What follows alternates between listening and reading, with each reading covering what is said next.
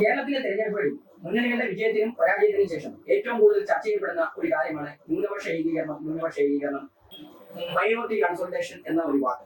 എന്താണ് minority consultation? എങ്ങനെയാണ് കക്ഷികൾക്ക് മൈനോറിറ്റി കൺസോൾട്ടേഷൻ അവരുടെ വിജയത്തിനോ പരാജയത്തിനോ കാരണമാകുന്നത് എന്നാണ് നാം ഇതിവിടെ ചർച്ച ചെയ്യുന്ന പ്രധാന കാര്യം. കേരളത്തിലെ പ്രമുഖ മൈനോറിറ്റി വിഭാഗങ്ങളായ മുസ്ലിം സമുദായവും ക്രിസ്ത്യൻ സമുദായവും അവരുടെ താല്പര്യങ്ങൾ, അവരുടെ ഭരണപരമായ, അവരുടെ രാഷ്ട്രീയപരമായ, സാമുദായികപരമായ താല്പര്യങ്ങൾ മുൻനിർത്തി ഒരു പ്രത്യേക കക്ഷിക്ക്, LDF-നാകട്ടെ, UDF-നാകട്ടെ, BJP-ക്കാകട്ടെ, അവരുടെ വിജയത്തിനായി അവർ ഏകപക്ഷീയമായി വോട്ട് ചെയ്യുന്ന ഒരു പ്രവണതയാണ് നാം കണ്ടുവരുന്നത്. ഈ ഒരു അവസ്ഥയ്ക്കാണ് മൈനോറിറ്റി കൺസോൾട്ടേഷൻ എന്ന് നാം പറയുന്നത്. 2026 ഇലക്ഷനിൽ മൈനോറിറ്റി കൺസോൾട്ടേഷൻ എങ്ങനെയാണ് രാഷ്ട്രീയത്തിൽ ഉണ്ടായ മാറ്റങ്ങളെ രാഷ്ട്രീയക്കാരെ എങ്ങനെയാണ് ബാധിച്ചതെന്നുള്ളതാണ് നാം ഇന്ന് ചർച്ച ചെയ്യുന്ന പ്രധാന കാര്യം. 2026 ഇലക്ഷൻ പ്രചാരണത്തിന്റെ അവസാന സമയങ്ങളിൽ ചർച്ച ചെയ്യപ്പെട്ടത് LDF-ന്റെ വികസനമോ മറ്റ് UDF-ന്റെ പ്രവർത്തനങ്ങളോ അല്ല. കൂടുതലായും വർക്ക് ചെയ്തത് ന്യൂനപക്ഷ സമുദായങ്ങളെ എങ്ങനെ അതാത് പാർട്ടികളുടെ അല്ലെങ്കിൽ LDF-ന്റെ UDF-ന്റെ ഭാഗമാക്കാമെന്നുള്ള ഒരു സോഷ്യൽ എഞ്ചിനീയറിംഗ് ആണ് നടന്നത്. ഇതിൽ BJP ഒട്ടുമുറയിലല്ല. BJP-യും കാര്യമായ പ്രവർത്തനമാണ്. ഒരു സോഷ്യൽ എഞ്ചിനീയറിംഗ് ആണ് ഇവരെ തങ്ങളുടെ പക്ഷത്താക്കാനുള്ള ഒരു ശ്രമത്തിന്റെ ഭാഗമായി നടന്നത്.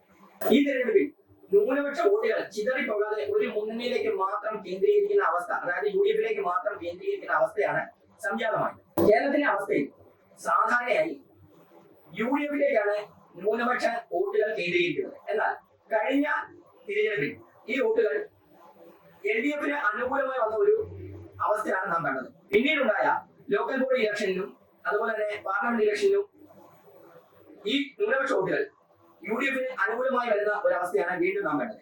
എന്നാൽ ഈ ന്യൂനപക്ഷ വോട്ടുകൾ സമാഹരിക്കുന്നതിനായി BJP ചില പ്രവർത്തനങ്ങൾ നടത്തിയെങ്കിലും ആ പ്രവർത്തനങ്ങൾ ഫലം കണ്ടില്ല എന്നുള്ളതും നമുക്ക് ഈ തിരഞ്ഞെടുപ്പിൽ വ്യക്തമാകും. എന്നാൽ BJP ക്രിസ്ത്യൻ വിഭാഗങ്ങൾക്കിടയിൽ നടത്തിയ ചില പ്രവർത്തനങ്ങൾ ഫലം കണ്ടുവരുന്നു എന്നുള്ളതിന് ഒരു തെളിവാണ് മധ്യ കേരളത്തിൽ, അതായത് കോട്ടയത്തെ പാലായിലും അതുപോലെ പൂഞ്ഞാറിലും ഒക്കെ PC ജോർജും അദ്ദേഹത്തിന്റെ മകൻ ഷോൺ ജോർജും ഒക്കെ അവരുടെ വോട്ട് നില ഉയർത്തി എന്നത് നമുക്ക് കാണാൻ കഴിയുന്നു.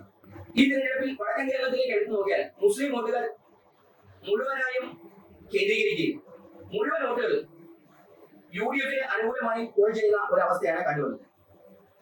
അതിനാൽ മലപ്പുറത്തും കോഴിക്കോടും കാസർഗോഡും ഒക്കെ തന്നെ, പ്രത്യേകിച്ച് കണ്ണൂരും ഒക്കെ തന്നെ വടക്കൻ കേരളത്തിലെ മൊത്തം ചിത്രം പരിശോധിച്ചാൽ വടക്കൻ കേരളത്തിൽ മുസ്ലിം മതവിഭാഗങ്ങളുടെ വോട്ട് കൺസോൾട്ടേറ്റ് ചെയ്ത് UDF-ന് അനുകൂലമായി പോൾ ചെയ്തു എന്നുള്ളതാണ് നമുക്ക് കാണാൻ കഴിയുന്നത്.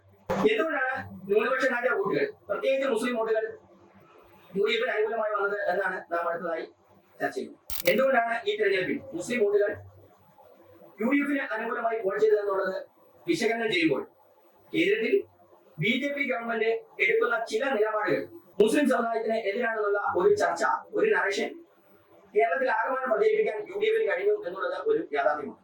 അതുകൂടാതെ ഇലക്ഷന്റെ അവസാന സമയങ്ങളിൽ ഫോറിൻ ഫണ്ട് വിനിമയവുമായി ബന്ധപ്പെട്ട് വലിയ ഒരു ചർച്ച രൂപപ്പെടുകയും ഫോറിൻ ഫണ്ട് വാങ്ങുന്നതിന് കൃത്യമായ വ്യവസ്ഥകൾ പാലിക്കണമെന്നുള്ള കേന്ദ്ര സർക്കാരിന്റെ നിയമം വരികയും ചെയ്തതോടുകൂടി ഏറ്റവും കൂടുതൽ ഫോറിൻ ഫണ്ട് എത്തുന്ന ക്രിസ്ത്യൻ സമുദായങ്ങളും അങ്കലാപ്പിലാകുകയും അവരും UDF-ന് അനുകൂലമായി വോട്ട് ചെയ്യുന്ന ഒരു സാഹചര്യവുമാണ് നിലവിലുണ്ടായത്.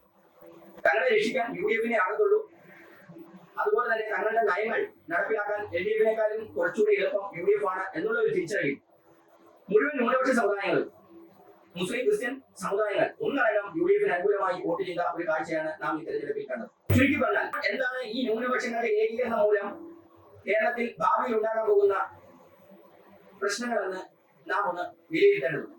ഒരു വശത്ത് ന്യൂനപക്ഷ ഏകീകരണം ശക്തമാകുമ്പോൾ മറുവശത്ത് ഭൂരിപക്ഷ ഏകീകരണം ശക്തമാകും എന്നുള്ളതാണ് ഇതിന്റെ ഒരു പ്രത്യാഘാതം. ന്യൂനപക്ഷ ഏകീകരണം ശക്തമാകട്ടെ എന്നുള്ളതാണ് BJP-യുടെ ഇപ്പോഴത്തെ ചിന്തയും. ന്യൂനപക്ഷ ഏകീകരണം ശക്തമായി UDF-ഓ LDF-ഓ ഭരണത്തിൽ വന്നാൽ മറുവശത്ത് ഭൂരിപക്ഷ ഏകീകരണം ശക്തമാകുകയും അതിലൂടെ BJP-ക്ക് അധികാരത്തിൽ വരാൻ വരുന്ന തെരഞ്ഞെടുപ്പിലോ അതിന്റെ അടുത്ത തെരഞ്ഞെടുപ്പിലോ അധികാരത്തിൽ വരാൻ കഴിയും എന്നുള്ളതാണ് അവരുടെ കണക്കുകൂട്ടൽ. ഇത്തരത്തിലാണ് ബംഗാളിലും അതുപോലെ ത്രിപുരയിലും ഒക്കെ CPM-നെ കടപുഴക്കി BJP അധികാരത്തിലേക്ക് എത്തിയത്. എല്ലാ തെരഞ്ഞെടുപ്പുകളിലും BJP-യുടെ കണ്ണ് ഭൂരിപക്ഷ സമുദായങ്ങളുമാണ്. CPM-ന്റെ പ്രമുഖ വോട്ട് ബാങ്കായ ഹിന്ദു വോട്ടുകൾ CPM-ൽ നിന്ന് ചോർന്നു പോയത് BJP-യിലേക്കാണെന്നുള്ളതും നാം കാണേണ്ട ഒരു കാഴ്ചയാണ്. ഇത്തരത്തിൽ ന്യൂനപക്ഷങ്ങൾ സംഘടിക്കുകയും ഒരു പാർട്ടിക്ക് അനുകൂലമായി നിൽക്കുകയും ചെയ്യുമ്പോൾ എതിർവശത്തെ ഭൂരിപക്ഷം സംഘടിക്കുകയും അതിലൂടെ BJP കേരളത്തിലും വരുന്ന തിരഞ്ഞെടുപ്പുകളിൽ പ്രതിപക്ഷത്തോ ഭരണപക്ഷത്തോ എത്തുന്നതിനുള്ള ഒരു അവസ്ഥ സംജാതമാകുകയും ചെയ്യും എന്നുള്ളതാണ് വരും കാലങ്ങളിൽ നമ്മൾ കേരളത്തിലെ തിരഞ്ഞെടുപ്പുകളിൽ നാം കാണാൻ പോകുന്നത്. ചുരുക്കം പറഞ്ഞാൽ ന്യൂനപക്ഷങ്ങൾ തങ്ങളുടെ വോട്ട് ബാങ്കിന്റെ ശക്തി ഉപയോഗിച്ച് തങ്ങളുടെ താല്പര്യങ്ങൾ സംരക്ഷിക്കുന്ന മുന്നണിയെ അധികാരത്തിലെത്തിക്കാൻ ഐക്യത്തോടെ വോട്ട് ചെയ്താൽ, മറിച്ച് ഭൂരിപക്ഷവും ഇതുപോലെ സംഘടിക്കുകയും അവരും ഇത്തരത്തിൽ അവരുടെ താല്പര്യമുള്ള മുന്നണിക്ക് വോട്ട് ചെയ്ത് അവരെ വിജയിപ്പിക്കുകയും ഭരണത്തിലേറ്റുകയും ചെയ്യുന്ന ഒരു കാഴ്ച നാം ഭാവിയിൽ കാണേണ്ടി വരും. Zag news, Thiruvananthapuram.